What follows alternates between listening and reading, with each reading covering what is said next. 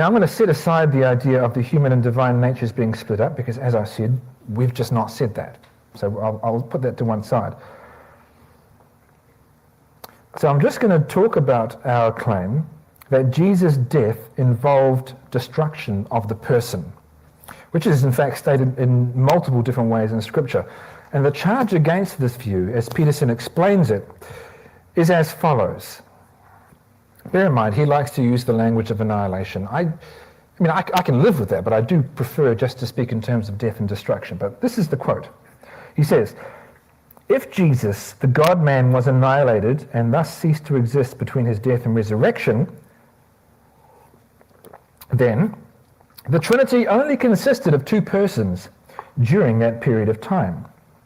The Trinity would have been reduced to abinity, or the resurrection of Jesus meant the recreation of the second person of the Trinity. In that case, the second person of the Trinity would be a created being. Such conclusions are ruinous for the Christian faith because they compromise the doctrine of the Trinity." End quote. Scary stuff.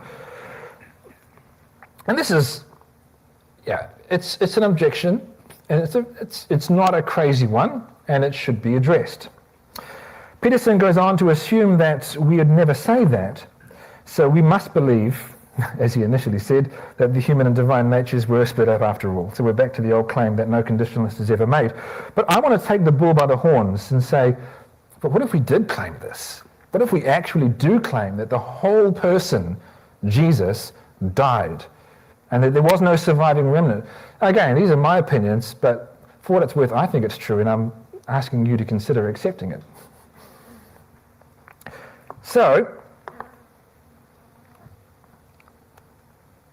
I want to take the bull by the horns, and I want to affirm the conviction. I think it's a biblical conviction, affirmed by the words of Charles Wesley, that "Thou, my God, shouldst die for me."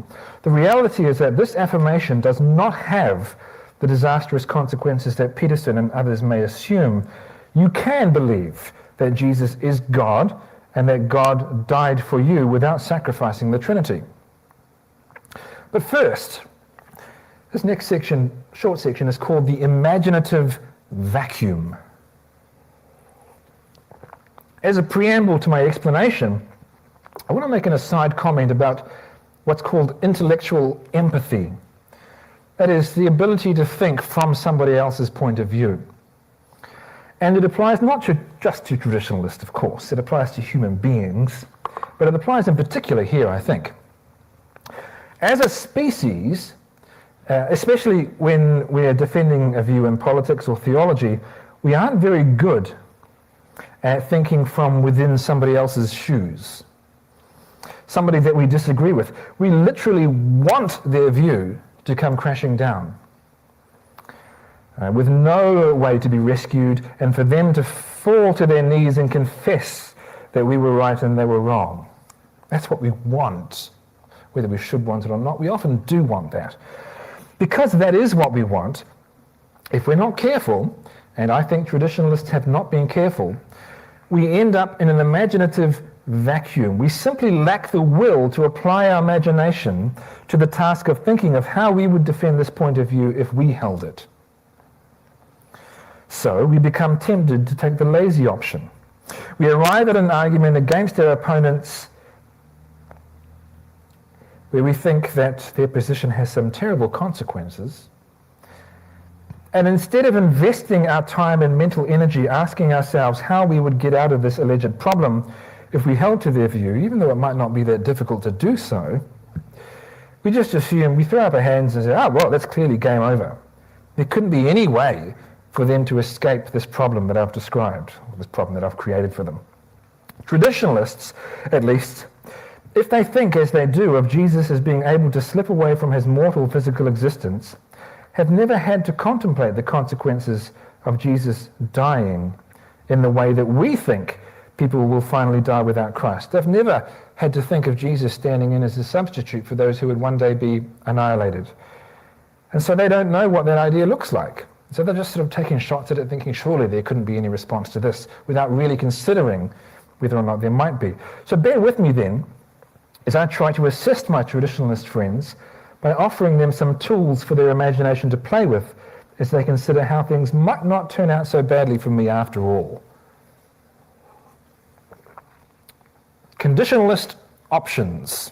We have them. We could just halt the debate, of course, and blow the whistle, and noting that this response does nothing to address the serious problem that we've already identified that traditionalism has for the atonement, but let's indulge them. I mean, they're not really willing to say, okay, we grant your objection, now address ours, but let's indulge them anyway. How might a conditionalist address this concern? That if Jesus died as a substitute for those who would otherwise be lost and die completely in the end with no surviving remnant, then that would mean that part of the Trinity died completely for 2 days. How do we address that?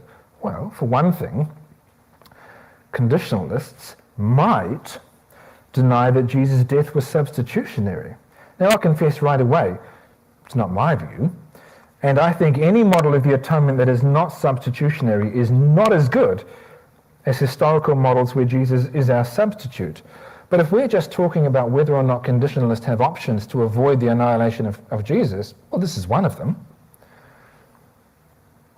So you might settle on a moral influence theory of the atonement, according to which the death of Jesus is the pinnacle of God's moral example, his self-sacrificial love, and it is a catalyst for the transformation of sinful humans, aided by the Spirit of God. A theologian no less than Augustine held this view, although he also held to a ransom theory, so he had some substitution going on as well, just as well, because I think on its own, a moral influence theory would take away one of the arguments for conditionalism, namely the substitutionary death of Christ, because this model does not depict his death as substitutionary. So there would still be good arguments for conditionalism, but we just couldn't use the cross anymore.